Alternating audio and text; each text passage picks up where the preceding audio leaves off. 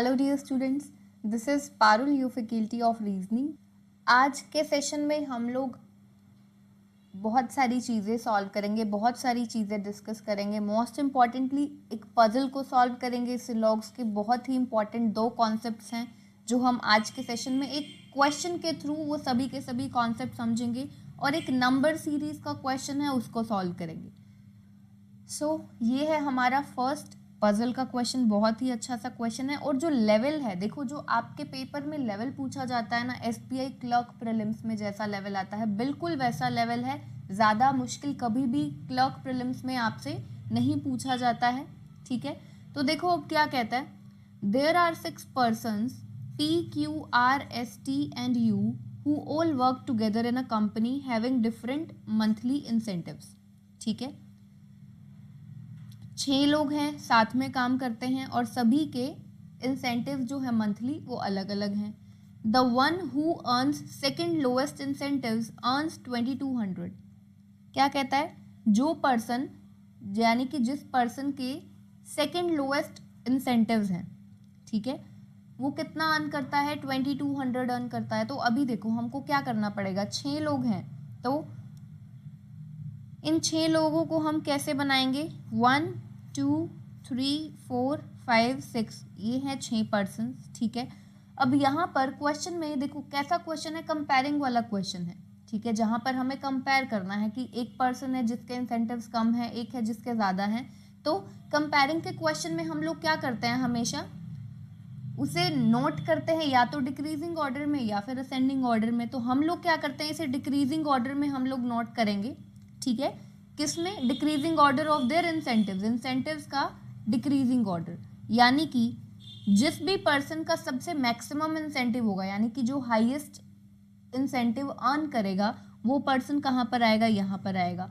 फिर इसके बाद यहाँ पर उससे कम उससे कम उससे कम, इस तरह से यहाँ पर ये जो पर्सन आएगा ये लोएस्ट इंसेंटिव वाला पर्सन होगा। ये पर्सन जो होगा ये लोएस्ट इंसेंटिव्स अर्न करता होगा, ठीक है। अब उसने क्या बोला है, the one who earns second lowest incentive earns 2200। अब लोएस्ट वाला कौन सा पर्सन है, लोएस्ट इंसेंटिव वाला पर्सन है ये, ठीक है। हाईएस्ट वाला है ये वाला पर्सन। तो first lowest, lowest means first lowest, तो सेकेंड लोएस्ट ये होगा, यानी कि ये जो भी पर्सन है ना ये कितना इंसेंटिव अर्न करता है, 2200 करता है। तो हमने इसे यहाँ पर इस तरह से नोट कर लिया, ठीक है। आगे कहता है Q earns more incentives then U। Q जो है वो U से ज़्यादा इंसेंटिव्स अर्न करता है, ठीक है। Q जो है वो U से ज़्यादा इंसेंटिव्स अर्न करता है, but just less incentives than T, पर T से जस्ट लेस इंसेंटिव्स। किसकी बात हो रही है, Q की बात हो रही है। Q जो है वो ज़्यादा इंसेंटिव्स अर्न करता है U से तो ज़्यादा करता है, पर कम करता है किससे, T से कम करता है और जस्ट कम करता है। अब इसका मतलब देखो, T से जस्ट कम, यानी कि T जो है वो Q से जस्ट ज़्यादा इंसेंटिव्स जो है वो अर्न करता है। अब जस्ट कम या फिर जस्ट ज़्यादा का मतलब आप सभी को पता है, यानी कि यहाँ पर इस पूरे के पूरे अरेंजमेंट में Q जहाँ पर भी आएगा ना उसके साथ में उसके, अगर Q जो है वो नॉर्थ फेसिंग होगा तो यानी कि मैं ये कह रही हूँ कि Q और T इस तरह से आएंगे, ठीक है। क्योंकि हमने देखो डिक्रीजिंग ऑर्डर में नोट किया है ना, डिक्रीजिंग ऑर्डर में नोट किया है, और T जो है वो जस्ट ज़्यादा अर्न करता है Q से, जस्ट ज़्यादा। तो T और Q का ना ये आएगा, T और Q इस तरीके से आएंगे इस पूरे के पूरे अरेंजमेंट में, ठीक है। आगे देखो, U does not earn second lowest incentives. जो U है वो सेकेंड लोएस्ट इंसेंटिव्स अर्न नहीं करता है, यानी कि ये जो 2200 है ये कौन सा है, ये सेकेंड लोएस्ट इंसेंटिव है और U इसे अर्न नहीं करता है, U को यहाँ पर कैंसिल कर दिया है। The one who earns the highest incentives earns 4500, ठीक है। जो हाइएस्ट इंसेंटिव्स हैं वो क्या है, कितने अर्न करता है, 4500, यानी कि यहाँ पर हाईएस्ट इंसेंटिव वाला यही होगा ना, ये पर्सन होगा, क्योंकि हमने डिक्रीजिंग ऑर्डर में नोट किया है। तो यहाँ पर आ जाएगा 4500। आगे कहता है P earns more incentives then R। P जो है वो R से ज़्यादा इंसेंटिव्स अर्न करता है, P जो है वो R से ज़्यादा इंसेंटिव्स अर्न करता है। Q does not earn the second highest incentives. Q जो है वो सेकेंड हाईएस्ट इंसेंटिव्स अर्न नहीं करता है। हाईएस्ट, फर्स्ट हाईएस्ट हुआ ये, तो सेकंड हाईएस्ट हुआ ये, यानी कि Q जो है वो सेकंड हाईएस्ट नहीं अर्न करता, यानी कि क्यू के लिए उसने ये जगह कैंसिल कर दी है, यहाँ पर क्यू नहीं आ सकता है। आगे कहता है R earns more incentives than Q, R जो है वो क्यू से ज़्यादा इंसेंटिव्स अर्न करता है, आर जो है वो क्यू से ज़्यादा इंसेंटिव्स अर्न करता है। और क्यू के लिए आगे क्या बोला है, who does not earn 2200, Q जो है वो 2200 नहीं अर्न करता, यानी कि इस 2200 के लिए पहले यू कैंसल्ड था, अब क्यू भी कैंसल्ड है। ठीक है, टी के लिए उसने बोला है T earns 3600 monthly incentives, T को कितने इंसेंटिव्स मिलते हैं 3600, टी के लिए उसने बोल दिया फिक्स्ड है कितना 3600। ठीक है, तो अब देखो हम पूरा का पूरा क्वेश्चन नोट कर चुके हैं, ज़्यादा बड़ा क्वेश्चन भी नहीं था। अब किस तरह से करना है देखो, पी आर क्यू, और क्यू जो है वो यू से ज़्यादा अर्न करता है, यहाँ से हमें ये दिख रहा है, एक तो हमें ये दिख रहा है। ठीक है, पी आर क्यू यू, क्योंकि देखो हम जो है डिक्रीजिंग ऑर्डर में नोट करें तो यानी कि ये भी डिक्रीजिंग ऑर्डर में हो गया, पी आर से ज़्यादा अर्न करता है, आर क्यू से ज़्यादा अर्न करता है, क्यू यू से ज़्यादा करता है। पर हमने क्यू और टी में क्या देखा, जब कंपैरिजन किया था तो उसने देखो बताया था क्वेश्चन में कि जो टी है वो क्यू से जस्ट ज़्यादा, क्यू से जस्ट ज़्यादा टी अर्न करता है, यानी कि टी और क्यू तो इस तरह से आने वाले हैं, टी यहाँ पर आएगा तो क्यू यहाँ पर आएगा, जिस तरह से हमने डिक्रीजिंग ऑर्डर में नोट किया हुआ है, टी और क्यू साथ में आएंगे। तो अब यहाँ से क्वेश्चन को सॉल्व कैसे किया जाए, सबसे पहले देखो क्यू के लिए ना दो पोजीशंस कैंसल्ड है, एक तो ये वाली जो पोजीशन है क्यू के लिए कैंसल्ड है, और एक ये वाली पोजीशन क्यू के लिए कैंसल्ड है। ठीक है, तो अब क्यू कहाँ पर आ सकता है, अब सबसे पहले तो ये देखो क्यू से ज़्यादा वाले लोग कहाँ पर हैं, कितने हैं, पी और आर तो हैं ही। ठीक है, पी और आर कौन है, क्यू से ज़्यादा वाले हैं, और टी जो है टी भी क्यू से ज़्यादा वाला है, क्योंकि हमने देखो उसने बताया था ना टी भी ग्रेटर देन, हमने यहाँ पर नोट किया हुआ है, टी जो है वो जस्ट ज़्यादा क्यू से अर्न करता है। तो 3 लोग हो गए। ठीक है, 3 लोग हो गए जो कि क्यू से ज़्यादा अर्न करते हैं। ठीक है, 3 लोग हो गए जो क्यू से ज़्यादा अर्न करते हैं, तो इसका मतलब है कि क्यू को कहाँ पर, कम से कम कहाँ पर आना पड़ेगा, क्यू को इस पोजीशन पर आना पड़ेगा, क्यू से ज़्यादा अर्न करने वाले 3 लोग हैं। ठीक है, अब क्यू को हम यहाँ पर प्लेस कर नहीं सकते, ठीक है, क्योंकि उसने देखो मना ही कर दिया, क्यू यहाँ पर आ नहीं सकता, तो क्यू के लिए जो पोजीशन हमें दिख रही है वो यही दिख रही है, क्यू यहाँ पर आ सकता है, इसके अलावा क्यू को हम यहाँ पर भी नहीं प्लेस कर सकते। ठीक है, क्यू जो है, क्यू को हम यहाँ पर क्या हम प्लेस कर सकते हैं, नहीं कर सकते, क्योंकि क्यू जो है आगे फर्दर उसने बताया ना कि क्यू जो है वो यू से ज़्यादा अर्न करता है, तो क्यू को हम यहाँ पर भी प्लेस नहीं कर सकते, क्योंकि क्यू जो है वो लोएस्ट अर्निंग पर्सन नहीं है, क्यू जो है वो लोएस्ट अर्निंग पर्सन नहीं है, यहाँ पर भी कैंसिल कर चुके हैं। तो अब हमारे पास ये ऑप्शंस बचते थे, देखो ये पोजीशन कैंसिल हुई, सेकंड पोजीशन कैंसिल हुई, यहाँ पर आ सकता है क्यू, यहाँ पर आ सकता था, पर उसने बोला क्यू से कम 3 लोग ज़्यादा तो हमें दिख ही गए अर्न करने वाले कौन कौन है, एक ये पी है, एक ये आर है, और एक ये टी है। ठीक है, तो अब क्या बोला है, पी जो है वो आर से ज़्यादा अर्न करता है, आर जो है वो क्यू से ज़्यादा अर्न करता है, तो क्यू को हमने यहाँ पर बनाया। ठीक है, और क्यू के लिए उसने क्या बोला था कि क्यू से जस्ट ज़्यादा अर्न करने वाला कौन है, टी है। ठीक है, टी जो है वो क्यू से जस्ट ज़्यादा अर्न करने वाला है। अब कौन बचता है, पी और आर बचते हैं, पी जो है वो आर से ज़्यादा अर्न करता है, पी जो है वो आर से ज़्यादा अर्न करता है, आर जो है वो क्यू से ज़्यादा अर्न करता है, तो अब हमारे पास ऑप्शन ही यही बचता है कि पी यहाँ पर आएगा, आर यहाँ पर आएगा, क्योंकि देखो पी और आर दोनों क्यू से ज़्यादा अर्न करते हैं, पर क्यू से जस्ट ज़्यादा अर्न करने वाला टी है। ठीक है, तो यही अरेंजमेंट बनेगा। अब उसने बोला है कि यू यहाँ पर आएगा, नहीं तो यू यहाँ पर आ सकता है, दैट मीन्स। ठीक है, और देखो उसने ये भी बोला था कि टी जो है वो 3600 अर्न करता है, तो यानी कि ये भी सही है। अब पर्सन कौन सा बचता है, पी आ चुका है, क्यू आर एस बचता है, तो यानी कि एस जो है वो अर्न करता है 2200 इंसेंटिव्स मंथली। ठीक है, तो अब यहाँ पर ये क्वेश्चन, अब देखो उसने 3 ही वैल्यूज दी थी आपको, न्यूमेरिकल 4500, 3600, 2200। अब वो क्वेश्चन में किस तरीके से पूछ सकता है कि क्यू कितने अर्न करता है, और आपको जो ऑप्शंस देगा उसमें 2200 से कम और 3600 से ज़्यादा, और एक वैल्यू ऐसी देगा 3600 और 2200 के बीच वाली, जो कि होगी क्यू की। सिमिलरली वो आर के इंसेंटिव पूछ सकता है, तो वो कितने होंगे, 4500 और 3600 के बीच में लाई करेगा। ठीक है, सिंपल सा था क्वेश्चन, ज़्यादा डिफिकल्ट नहीं था, और बिल्कुल ऐसे ही क्वेश्चन, आसान से क्वेश्चन आपके एग्जाम में पूछे जाएंगे। सो नेक्स्ट हम क्वेश्चंस करते हैं सिलॉग्स के। अब देखो स्टेटमेंट्स दी हैं हमें, उसमें कहता है only a few bed is furniture, कुछ बेड जो है वो फर्नीचर है। अब सबसे पहले क्वेश्चन को सॉल्व करने से पहले मैं एक चीज बता रही हूँ, जो कंक्लूजन्स होते हैं हमारे पास, हमें स्टेटमेंट्स मिलती हैं, हमें कंक्लूजन्स मिलती हैं, हमें बताना होता है कि कौन सा कंक्लूजन फॉलो करता है कौन सा नहीं करता है, या फिर कई बार क्या होता है आइदर और का केस भी लगता होता है। ठीक है, हम लोग बात कर रहे हैं कि फॉलो और नॉट फॉलो का मतलब क्या है। ठीक है, तो क्या होता है, जो हमारे कंक्लूजन्स होते हैं, 3 तरह के कंक्लूजन्स होते हैं। एक होता है 100% ट्रू कंक्लूजन, एक होता है कि फॉलो नहीं करता है फॉल्स कंक्लूजन, और एक होता है कांट से वाला कंक्लूजन। ठीक है, ये होते हैं हमारे कंक्लूजन्स। ट्रू होता है जो 100% ट्रू होता है, यानी कि जो हम वेन डायग्राम बनाते हैं उसके बेसिस पर भी हम लोग देखते हैं, जो बिल्कुल हमें दिखता है, सामने से पता चलता है, वेन डायग्राम बनाकर पता चलता है कि हाँ ये ठीक है। फॉल्स होता है जो वेन डायग्राम को देखकर क्लियरली पता चलता है कि हाँ ये गलत है। और कांट से वाला जो होता है कंक्लूजन, वो होता है जो वेन डायग्राम बनाने के बाद भी आप उसके बारे में ना कुछ कह नहीं सकते, पता नहीं चलता। ठीक है, तो कांट से वाले भी जो होते हैं ना कंक्लूजन, उनको भी हम रिप्रेजेंट करते हैं कि वो गलत हैं। फॉल्स को तो हम रिप्रेजेंट ही गलत से करते हैं, नॉट फॉलो वाला। ठीक है, अब बात आती है पॉसिबिलिटी की। पॉसिबिलिटी किसकी? पॉसिबिलिटी का मतलब क्या होता है? देखो पॉसिबिलिटी का मतलब होता है ना शायद वाली, पॉसिबिलिटी का मतलब ही क्या होता है? शायद। अब जो चीज 100% ट्रू है, जो चीज है ही ठीक, ठीक है, तो उसकी शायद वाली बात तो आती नहीं क्योंकि वो सही है।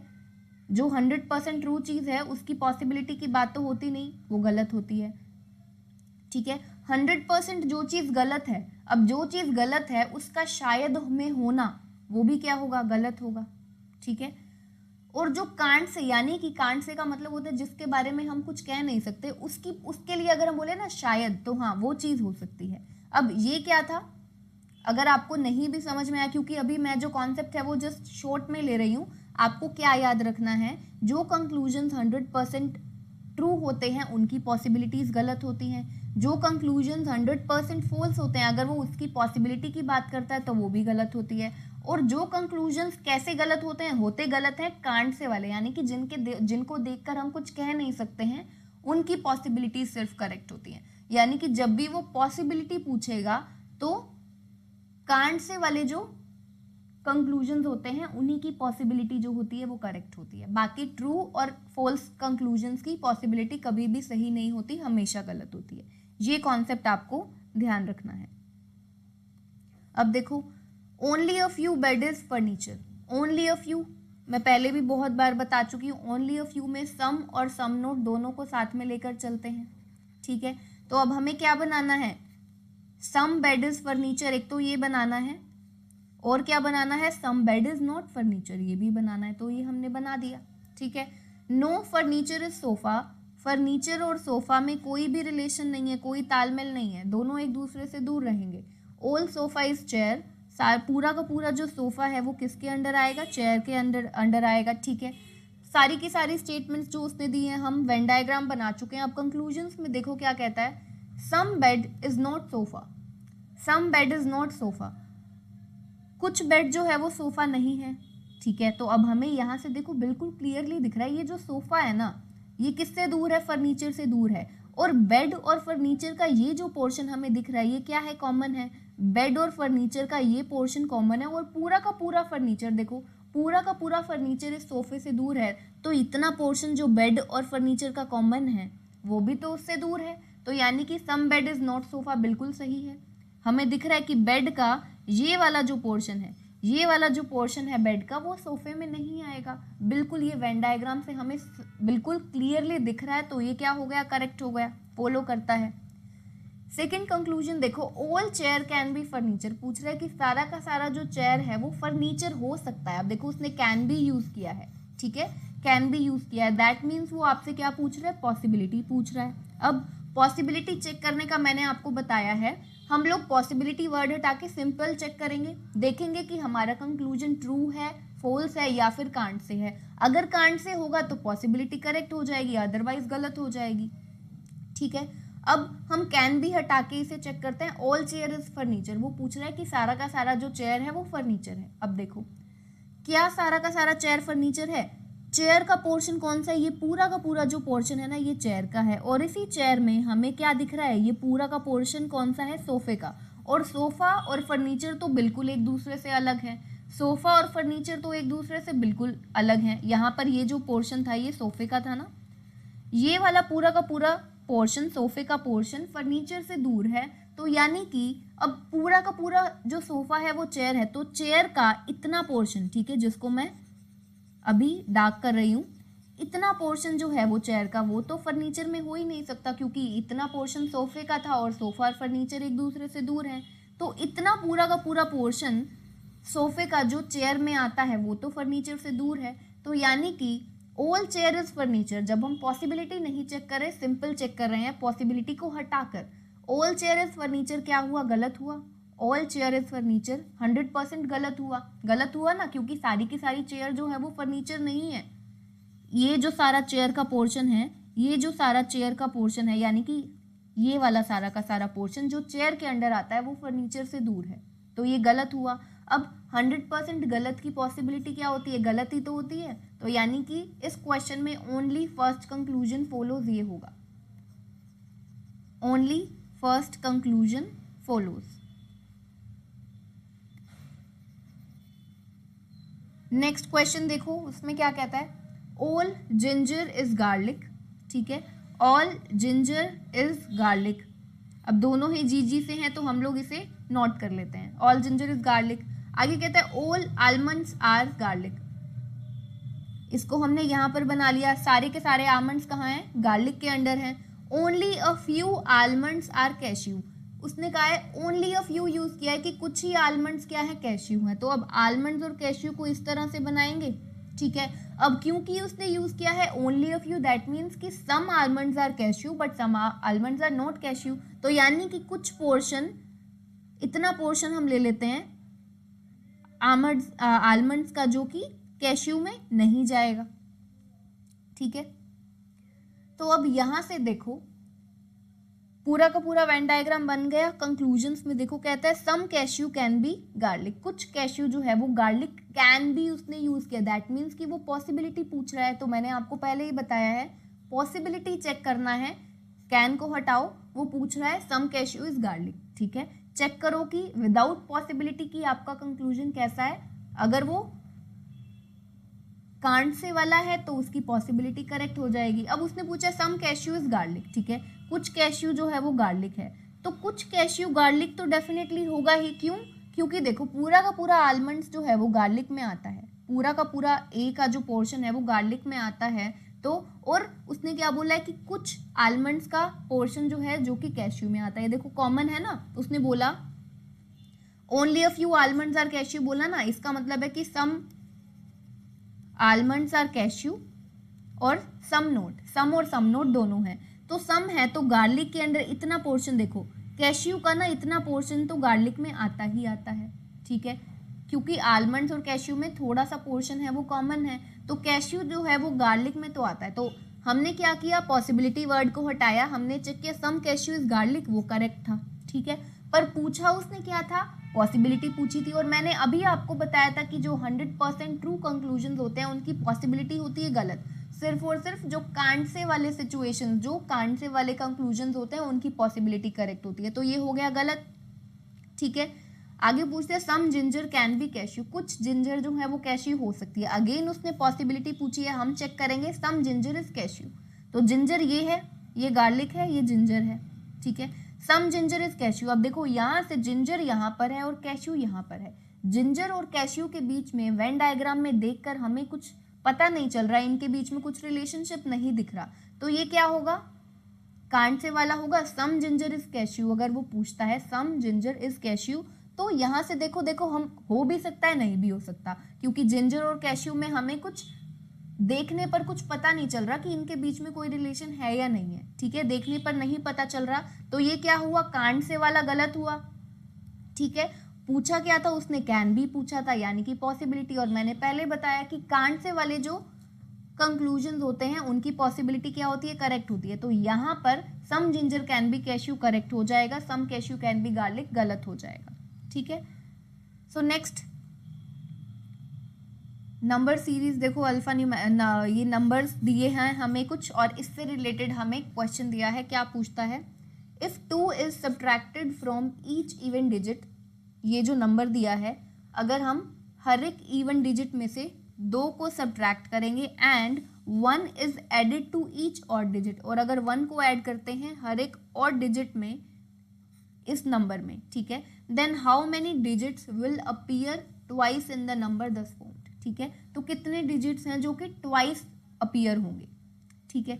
तो देखो हमें दिया क्या है, उसने 8 6 5 3 2 4 एंड 3 ये दिया है, और बोला है कि हर एक इवन डिजिट में तो हमें 2 को सब्ट्रैक्ट करना है। 8 इवन डिजिट 6 हो जाएगा, 2 सब्ट्रैक्ट करने के बाद 6 हो जाएगा 4, और ऑड डिजिट में हमको 1 ऐड करना है, तो 5 में क्या हो जाएगा, 1 ऐड करेंगे 6, 3 बीइंग एन ऑड डिजिट इसमें ऐड करेंगे 2, 0 बन जाएगा क्योंकि इवन में से 2 सब्ट्रैक्ट करना है। 4 इवन में से 2 सब्ट्रैक्ट करेंगे 2 आएगा, 3 बीइंग ऑड इसमें 1 ऐड करेंगे तो 4 आ जाएगा, ठीक है। अब उसने पूछा है कितने डिजिट्स ऐसे हैं जो 2 बार अपीयर होंगे, ठीक है। अब वो आपको डिजिट बताना है, ठीक है, क्योंकि देखो उसने ऑप्शंस में कैसा दिया हुआ है, only 4, only 6, both 6 and 4, 6 2 and 4, यानी कि वो डिजिट्स ही बता रहा है कि कौन कौन से डिजिट्स हैं जो ट्वाइस 2 बार अपीयर हुए हैं। तो अब यहाँ पर देखो उसने क्या दिया है, 2 बार अपीयर हुआ है 6 और 6 2 बार हुआ है, उसके अलावा 4 जो है वो 3 बार अपीयर हुआ है। तो अब उसने क्वेश्चन में ट्वाइस का पूछा है, थ्राइस का नहीं पूछा, ध्यान रखना है आपको। ये नहीं सोचना कि जो 4 है 4 डिजिट जो है वो भी 3 बार, तो यानी कि ट्वाइस 2 बार तो हुआ ही है, एक बार एक्स्ट्रा हो गया, पर उसको हम बोलते क्या है कि वो 3 बार अपीयर हुआ है। ट्वाइस 2 बार कौन सा अपीयर हुआ है, 6 हुआ है, तो यहाँ पर सेकंड ऑप्शन ओनली 6 करेक्ट होगा, ठीक है। सो आई होप आज के सेशन में जो क्वेश्चन हमने किया है, एक पजल किया है, कंपेयरिंग वाला पजल था, 2 सिलॉग्स के क्वेश्चंस किए जहाँ पर हमने ओनली अ फ्यू के कॉन्सेप्ट को समझा, और एक ये नंबर सीरीज का क्वेश्चन किया है। आई होप जितने क्वेश्चंस किए हैं आप सभी को समझ में आए होंगे। मिलते हैं फिर नेक्स्ट सेशन में। Take care everyone.